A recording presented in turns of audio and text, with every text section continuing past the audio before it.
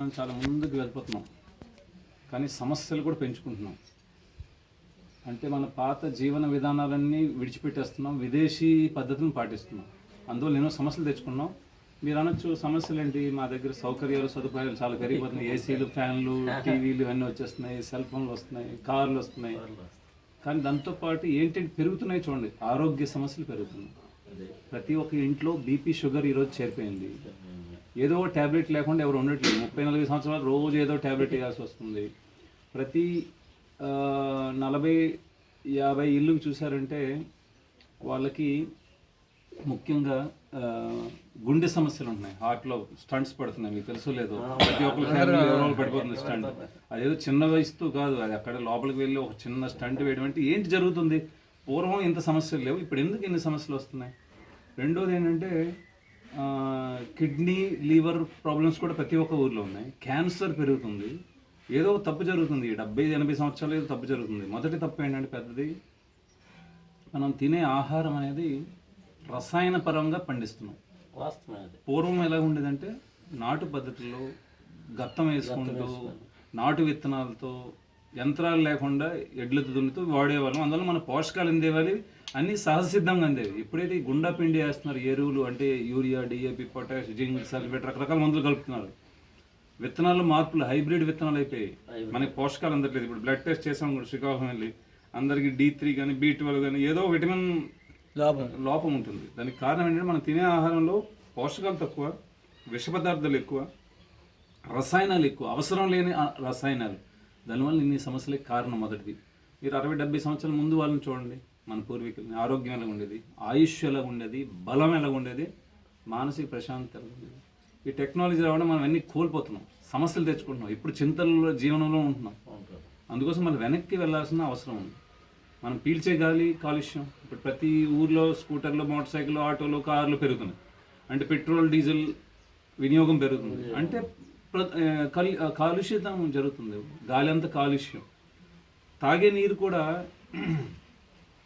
కాలుష్యం. ఎందుకంటే ఇప్పుడు మనం ఉదయం లేచినప్పటి నుంచి ఎన్ని రసాయనాలు వాడతాం ఒకసారి ఆలోచించండి. అంటే టూత్పేస్ట్ వాడతాం, షాంపూ వాడతాం, సోప్ వాడతాం, బట్టల సబ్బులు వాడతాం, షేవింగ్ క్రీములు వాడతాం. ఇవన్నీ ఎక్కడికి వెళ్తాయి? మీ ఇంటి నుంచి ఒక కాలువ ద్వారా ఎక్కడో ఒక దగ్గర వెళ్ళిపోతాయి. భూమికి కానీ కాలువలు, మీ పట్టణం ఉంటే కాలువ ద్వారా వెళ్ళి ఏదో ఒక నదికి వెళ్ళిపోతాయి.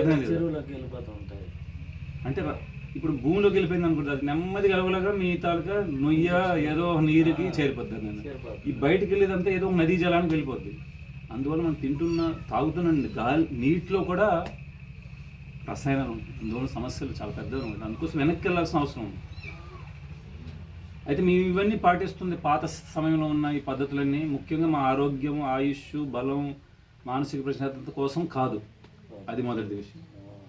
భగవద్గీతలో భగవంతుడు శ్రీకృష్ణుడు 5000 సంవత్సరాల ముందు ఏం చెప్పాడు? ఏమని చెప్పాడంటే భగవంతుడు, ఇక్కడ పుట్టిన ప్రతి జీవికి, ప్రతి వ్యక్తికి 4 సమస్యలు తప్పండి. ఏంటంటే మరలా పుట్టుక తప్పదు. అందరిది పొందూరనే, పక్క ఊరు లేవని. లోలు గ్రామం. అయితే ఏదైతే గ్రామం అనుకుంటున్నారో అది ఎన్ని సంవత్సరాల నుంచి మీ గ్రామం? అది మొదటి విషయం, ప్రశ్న. లోలు గ్రామం మరి మా పూర్వీకుల నుంచి నాకు తెలిసిందే. అంటే 100 సంవత్సరాలు ఏదైతే వయసు ఉందో అంత వయసు నుంచి ఆ గ్రామం కదా మీది. గ్రామం ఇంటి పేరు కూడా మాకు అదే. కొన్ని సంవత్సరాల తర్వాత ఆ గ్రామం మీది కాదు, ఇంకెక్కడికి వెళ్ళిపోతారు కదా. అలాగే కొన్ని సంవత్సరాల ముందు ఆ గ్రామం మీది కాదు, ఇంకెక్కడ ఉండేవాళ్ళు కదా. ఆ విషయం భగవంతుడికి తెలియజేస్తున్నామంట. అంటే ఇంతవరకు ఎన్నోసార్లు పుట్టాము, మరణించాం. అది విషయం భగవద్గీతలో భగవంతుడు. ఇది మన సొంత ఊరు కాదు అని తెలుసుకోండి. సొంత ఊరు అని చెప్పి వచ్చేవారికి ఈ జన్మది మీ సొంత ఊరు, పోయిన జన్మ ఇంకే ఊరు, వచ్చే జన్మ ఇంకే ఊరు. అందుకోసం ఘంటసాల గారు ఒక పాట పాడతారు, ఈ జీవన తరంగాలలో ఆ దేవుని చదరంగంలో ఎవరికి ఎవరు సొంతం, ఎంతవరకు బంధం. దాని అర్థం ఏంటి అంటే ఈ జీవితం తరంగాల్లాగా వెళ్ళిపోతుంది. అంటే కష్టాలు, సుఖాలు ప్రతి ఒక్కరి జీవితంలో వస్తున్నాయి. మనం అందరం ఎవరి చదరంగంలో ఉన్నాం? దేవుడి చదరంగంలో ఉన్నాం. చదరంగం ఎప్పుడు చూసారంటే తెలుపు నలుపు గడులు ఉంటాయి, రాజు, భటుడు, మంత్రి అవన్నీ ఉంటాయి. ఇద్దరు కలిసి ఆడుతుంటారు, మారుతుంటారు గడులు. అయితే ఆ పాటలు ఏం పాడాడు, ఆ దేవుని యొక్క చదరంగంలో ఉన్నాం. మీరు ఒక ఏ ఊరు లోలు గ్రామం, లోలుగా లోలుగు, లోలుగు అనే ఒక గడిలో ఉన్నారు. గళ్ళు, ఇప్పుడు నప్పలేదు భగవంతుడు, ఇప్పుడు ఒకసారి నప్పే అవకాశం ఉంది. అర్థం కదా, అదే నప్పాడంటే ఇంకో ఊరు, ఇంకొక ఊరు, మళ్ళీ ఇంకో జన్మ, ఇంకొక మళ్ళా జన్మ, మళ్ళా అతను ఉన్నాడంటే పాల్వంత భద్రాచలంలో ఉన్నారు, అతను అక్కడ నుంచి వచ్చారు. చూడండి. అందుకోసమే దేవుడి చదరంగంలో ఉన్నాం, ఒక గడిలో ఉన్నాం, తెలుపు నలుపు. ఆ తర్వాత ఆయన ఏమంటారు, ఎవరికి ఎవరు సొంతము ఎంతవరకు బంధము అంటే ఏంటి, మీరు ఈ జన్మలో లభించిన బంధుమిత్రులు మీకు సొంతమా, పోయిన జన్మ ఎక్కడెత్తారో అక్కడ ఉన్న బంధుమిత్రులు సొంతమా, కొన్ని రోజుల తర్వాత ఈ బంధువులు మారిపోతారు, వాళ్ళు సొంతం, ఎవరు సొంతం, ఎంతవరకు ఈ బంధం, అర్థమైంది కదా. ఇది తాత్కాలికమైన బంధము, తాత్కాలికమైన మీ ఊరు, తాత్కాలికమైన మీ కులము, అర్థమైంది, తాత్కాలికమైన బంధువులు, నిజమైన బంధువులు కాదని తెలుసుకోండి. అది చెప్తున్నాడు భగవంతుడు. పుట్టిన ప్రతి వ్యక్తికి మరణం అనేది తప్పదు, మరణించిన వెంటనే మళ్ళీ పుట్టుక తప్పదు. ఈ పుట్టుక మరణం మధ్య రెండు సమస్యలు వేరే చెప్తున్నాడు భగవంతుడు. ఏంటంటే ముసలితనం అనేది రోగం అనేది, జన్మ మృత్యు జరా వ్యాధి. ముసలితనం ఎవరు తప్పించుకోగలరా, తప్పదు. ఇప్పుడు ఆ అబ్బాయి అయితే వయసు తక్కువ, వయసు పెరిగిన కొద్ది తల పట్టుద్ది, అన్నీ మారిపోతుంది కదా. అలాగే రోగాలు ఏమైనా తప్పించుకోగలం మనం, తప్పదు. ఒకవేళ టాటా బిర్లా అంబానీ వాళ్ళు దీని నుంచి తప్పించుకోగలరా, తప్పదు. అందరూ దీని నుంచి వెళ్ళాల్సింది. దీన్నే భవసాగరం అంటారు. భవసాగరం తెలుగు పాటల్లో ఎక్కడైనా విన్నారా, రామదాసు సంకీర్తనలో, అన్నమాచార్య సంకీర్తనలో ఉంది. సాగరం అంటే తెలుసు కదా మీకు, సాగరం అంటే సముద్రం, సముద్రం. భవ అంటే పుట్టుక మరణం అనే సాగరంలో మనం కొట్టుకుపోతున్నాం ఎన్నో జన్మల నుంచి. దాని నుంచి బయటపడే మార్గమే కృష్ణ చెప్పారు భగవద్గీత. మళ్ళీ వచ్చే జన్మలో మీకు ముసలితనం రాని, రోగాలు రాని, మరణం లేని నిత్యమైన లోకంకి ఎలాగా వెళ్ళవచ్చు, నిత్యమైన కుటుంబాన్ని ఎలా పొందవచ్చు, నిత్యమైన దేహం, ఈ శరీరం ఇలా ఉండదు, కొంత సమయం తర్వాత మారిపోద్ది, ముసలితనంకి వెళ్ళిపోద్ది, మళ్ళీ ఊరి చివరికి చేరిపోద్ది. నిత్యమైన దేహం ఎలా పొందగలరు, నిత్యమైన జీవనం ఎలా పొందగలరు, దానికోసం ప్రయత్నమే మేమందరం చేస్తున్నాం. కృష్ణ ఏమంటారు, ఎప్పటి వరకు ఈ భూలోకంలో పుడతాడు వీడికి ఈ సమస్యలు తప్పు, దీని నుంచి దాటి వైకుంఠానికి ఎప్పుడు చేరుకుంటాడు. వైకుంఠం అంటే ఏంటి అర్థం, మీరు ఎవరైతే నెట్వర్క్ వాడతారో అందరూ చెక్ చేసుకోండి. వైకుంఠం అనే పదానికి అర్థం ఏంటంటే ఎక్కడైతే మరలా జన్మ మరణం లేదో ఆ ప్రదేశాన్ని వైకుంఠం అంటారు. వైకుంఠ పాలి ఆడేమో చిన్నప్పుడు, వైకుంఠాన్ని చేరడం. దాని ముందే ఉన్నాయి పాములు నిత్యంలు, అందులో ఎక్కుతున్నాం తిరుగుతున్నాం ఇలాగ ఎన్నో, కానీ వైకుంఠాన్ని చేరలేకపోతున్నాం. చాలా ఆటల్లో చేరిపోతున్నామేమో, ఆటల్లో కానీ నిజంగా వైకుంఠంలో నిజ జీవితంలో చేరలేక, వైకుంఠానికి ఎలా చేరగలవు, అది భగవద్గీత యొక్క ముఖ్యమైన ఉపదేశం. కృష్ణ ఏమంటారంటే ఒక శ్లోకంలో, అంతకాలే చ మామేవ స్మరణ ముక్త కలేవరం యః ప్రయాతి సమద్భావం యాతి నాస్తస్త్ర అసంశయ. ఇందులో ఏం చెప్తున్నానంటే అర్జున, ఇందులో సంశయం అనేది లేదు, సందేహం అనేది లేదు. ఎవరైతే మరణించేటప్పుడు, చనిపోయేటప్పుడు నన్ను స్మరిస్తాడో వాడికి పునర్జన్మ అనేది ఉండదు. వాడు ఎక్కడికి వెళ్ళిపోతాడు, నా లోకమైన వైకుంఠానికి వెళ్తున్నాడు. శ్రీవిద్య, ఈ పిల్లులు వస్తున్నాయి, ఈ తలుపు వేయాలేమో ఇటు పక్కది, ఇవి పెంచేవి కాదు, వాటికి ప్రకృతి ధర్మం ఉంటాయి, వెళ్ళిపోతాయి, వెళ్ళిపోతాయి. దానికోసం వచ్చింది చూడు, చిన్నపిల్ల కూడా చూడండి, అది తల్లి ఉండి కొరికి అంతే. నారాయణ స్మృతి, అంత సమయంలో నారాయణ్ని, కృష్ణుణ్ణి, విష్ణువుని స్మరించాలి. దానికోసం ఈ జీవితంలో మీరు జీవితంలో కొంచెం మార్పు చేసుకున్నారంటే, అంత సమయంలో ఆయన స్మరణ వచ్చిందంటే మళ్ళీ వచ్చే జన్మ ఎత్తాల్సిన అవసరం లేదు, తిన్నగా వైకుంఠానికి. అది భగవద్గీత యొక్క మెయిన్ ఉపదేశం. అయితే కలియుగంలో ఉన్నారు కాబట్టి ఈ కేటాయించి ఈ హరే కృష్ణ కృష్ణ కృష్ణ హరే హరే, హరే రామ రామ రామ హరే హరే అనే మంత్రాన్ని ఒక మాల మీద జపించగలిగితే మీ జీవితంలో చాలా పెద్ద మార్పు వస్తుంది. ఈరోజు ఏదో విధంగా మీరు చూసుకుంటూ ఈ ఇంట్లో దిగారు, ఇప్పుడు ఏదైతే విన్నారో మీ తాలూ పూర్వజన్మ లేకపోతే ఈ జన్మ తాలూకా సుకృతం లేదా పుణ్యం, లేకపోతే ఈ విషయం అనేది మీ స్కూల్లో, కాలేజీలో ఇందులో చెప్పేది కాదు. మీరు వచ్చే జన్మ లేకుండా ఎలా చేసుకోగలరు అనేదే ఉపదేశం భగవద్గీత. మళ్ళీ అన్ని సమస్యలకి పరిష్కార మార్గం. ఇప్పుడు మీరు ఎవరైనా బంధుమిత్రులు కలిసారు, ఇప్పుడు పెళ్ళికి వెళ్ళారు, అందరు కలుస్తారు, అందరికీ మీరు ఏమడుగుతారు, ఎలా ఉన్నారు, బాగున్నారమ్మా, అందరూ బాగున్నాం అంటారు. కానీ అందరు కూర్చోబెట్టి అడగండి, నిజంగా బాగున్నాం ఏంటమ్మా అని అడగండి. ఏం చెప్తారు, ఏం బాగోగు, సమస్యలు, ఇంట్లో సమస్యలు, ఊర్లో సమస్యలు, ఆరోగ్య సమస్యలు, పిల్లల సమస్యలు, తల్లిదండ్రులు, అత్తమామలు, రకరకాల సమస్యలు చెప్తారు. అందరూ చూడడానికి మాట వరుసకే బాగున్నాం అంటున్నారు, అంతేకాని అందరికీ సమస్యలే. ఒకవేళ టాటా బిర్లా అంబానీ అదానికి అడిగామనుకోండి, ఆర్ యూ ఫైన్ అంటే ఎస్ వీఆర్ ఫైన్ అంటారు. ఆర్ యూ రియల్లీ ఫైన్, నిజంగా మీరు బాగున్నారంటే వాళ్ళు ఆలోచనలు పడతారు, వాళ్ళకి సమస్యలు ఉన్నాయి అంటే వీటికి సమస్యలే. వీటి సమస్యల నుంచి బయటకి పడాలంటే మీకు ఆధ్యాత్మిక మార్గం, భక్తి మార్గం అనేది ప్రతి ఒక్కరి జీవనంలో ఉంటేనే సంతృప్తి, సంతోషం వస్తుంది వచ్చే జీవనంలో. అది కూడా కృష్ణ భక్తి, విష్ణు భక్తి అనేది చాలా ప్రధానమైనది. ఇప్పుడు మనం ఆంధ్రప్రదేశ్లో ఉన్నాం, ఇక్కడ చూడండి అన్నమాచార్యులు, రామదాసు, పక్క ఉన్న రాష్ట్రాల్లో పురంధరదాసు, కనకదాసు, తుకారాం అందరూ హరినామ సంకీర్తన చేశారు, హరినామం. అందుకోసం పల్లెటూరులో పండగ పూట హరిదాస్ వస్తాడు, హరికీర్తనలు పాడతాడు. ఇంతకుముందు ఊర్లో హరికథలు జరిగేవి, అన్ని హరికి సంబంధించిన వాళ్ళు. భాగవతం నాటకాలు వేసేవారు ఊర్లో, భాగవతం నుంచి నాటకాలు మాట అవన్నీ ఇప్పుడు దాని నుంచి తప్పేమాట. ఏంటి ఇంక రాలేదు బయటికి అది.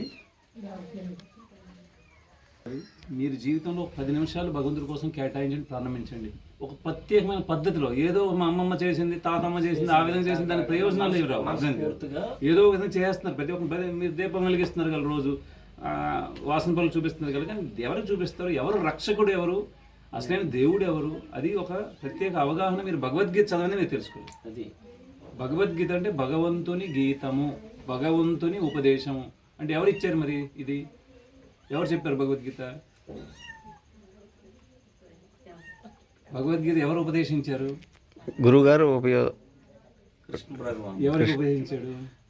అర్జునుడికి. అంటే భగవద్గీత, భగవంతుని గీత అంటే భగవంతుడు ఎవరు మరి? కృష్ణుడు. అదే విధంగా చెప్తుంది, అంత శాస్త్రాలన్నీ చెప్తుంది శ్రీకృష్ణుడే భగవంతుడు. ఇప్పుడు చూడండి, మీ అమ్మమ్మలకి తాతమ్మలకి పొయ్యి వెలిగించేవాళ్ళు ఏమన్నా వాళ్ళు? దీపం ఇది పొయ్యి వెలిగించేప్పుడు కృష్ణ అంటారు. వ్యవహారం మీరు వ్యవసాయదారులు అయితే విత్తనం జల్లే ముందు ఏమంటారు చూడండి, కృష్ణ అంటారు. కృష్ణార్పణం వస్తూ అంటారు. అందువలన మీరు మళ్ళీ అంటే మీరు మామూలు తెలుగులో ఉన్న నానుడిలో కూడా ఇవ్వండి, నలుగురితో పాటు ఏమంటారు? నలుగురితో పాటు నారాయణ, నలుగురు నారాయణ, నలుగురితో పాటు నారాయణ. గుంపులో ఏమంటారు? గోవింద అంటారు. గోవింద శ్రీకృష్ణుడు, శ్రీనివాసుడు ఎవరు కాదు, శ్రీకృష్ణుడు. అందువలన మొదటి విషయం తెలుసుకోవాలి, భక్తి ఎవరికి చేయాలి, ఏ విధంగా చేయాలి. అందులో సరళమైన మార్గం 10 నిమిషాలు భగవంతుడి కోసం సమయం కేటాయించండి, జీవితంలో మార్పు చూడండి. హరే కృష్ణ. మీరు ఇంకా వెళ్ళి చూసి వచ్చారా? లేదు, ఇప్పుడే మిమ్మల్ని కలుసుకుని అలా వీళ్ళు కూడా ఒకసారి చూసేవచ్చు. చూసి మీరు ఒకసారి అన్ని సామాన్లు కడగాలని కింద కూర్చొని కడగడం. కానీ ఎప్పుడైతే గ్యాస్ వచ్చిందో మీరు నిల్చొని కుకింగ్ చేయాలి, అర్థమైంది కదా? అవును. కొయ్యడానికి చాకు అలవాటు అయిపోతుంది. ఇప్పుడు మీకు అలవాటు ఉందో నాకు తెలియదు, అలవాటు ఉంది. తర్వాత కడగడానికి కూడా సింక్ వచ్చింది, నిల్చొని కడగడం. ఉదయం వంట చేయాలి, మధ్యాహ్నం వంట చేయాలి, రాత్రి వంట చేయాలి. 3 పూటలు నిల్చొని ఇంత సమయం మీరు కేటాయించడం వల్ల ఎక్కువ మంది స్త్రీలకు సమస్యలు ఏంటంటే మోకాలు నొప్పులు వస్తాయి, ఈ మడవ నొప్పులు, ఇవన్నిటి కారణం. తర్వాత ఈ గచ్చు కూడా ఉండడం వల్ల సిమెంట్ కానీ లేకపోతే గ్రానైట్ వల్ల చల్లదనం ఉంటుంది, దానివల్ల ఎముకల సమస్యలు వస్తున్నాయి. అందువల్ల మట్టి పేడతో అలికిన ఉంటే మీకు ఈ సమస్యలు తగ్గుతాయి, అర్థం లేదు. అదేవిధంగా ప్రతి ఒక్క దానికి మనం అలవాటు పడిపోతాం. కింద కూర్చొని తినట్లేదు మనం, డైనింగ్ టేబుల్స్ వచ్చాయి, సోఫాలు వచ్చాయి, టీవీలు. అంటే కాలుకి ఎక్సర్సైజ్ ఏది అవసరం అది ఉండాలి. అంటే కింద కూర్చుంటే కాలు ఇలా వంగుతుంది కదా, మరి వంచట్లేదు, దానికి ఎక్సర్సైజ్ ఎక్కడ? అందువల్ల ముడుకులు పోతుంది, అదే కదా.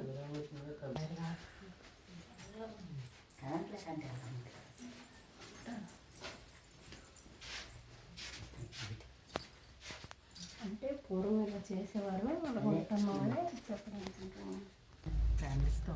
ప్రభుత్వ సౌకర్యాలు ఏమైనా మనకి ఇక్కడ ఏమైనా? అంటే మేము సౌకర్యాలు లేని జీవనం కోరుకుంటున్నాం కదా, ప్రభుత్వ సౌకర్యాలు అవసరం. ఆధార్ కార్డు మనకి అవన్నీ ఉంటాయి కాబట్టి ప్రభుత్వం మాకు రోడ్లు అవసరం లేదు. ఆ రోడ్డు వాళ్ళు వేసుకుంటారు. ఇంటర్నల్లీ ఏవైతే నాటు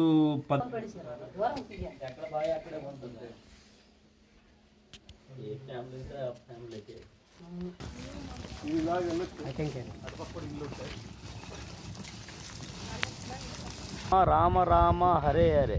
ప్రియమైన మిత్రులారా, ప్రపంచంలో ఉన్నత అతి పెద్ద సమస్య జన్మ మృత్యువు. ముసలితనం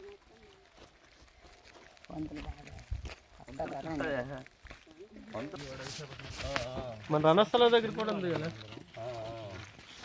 అందుకే ఆ సమస్య తాలూగా ఇదంతా ఉన్నాం.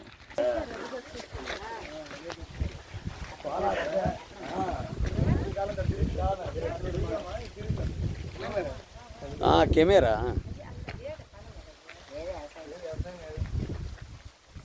మనం ఇక్కడ నిలబడ్డామా ఇటే రోలింగ్ అవుతుంది అది. Ravana colour camera కొనమన్నాను. 5 ఏర్లు జతలు 5 జతలు. దున్నేవి. ఆహా. మీ సొంతవే ఇవి? అన్ని సొంతవే. మీద గోశాల ఉంది, మీరు బండిలో వచ్చారు కదా, అలా మీదకి వెళ్ళండి.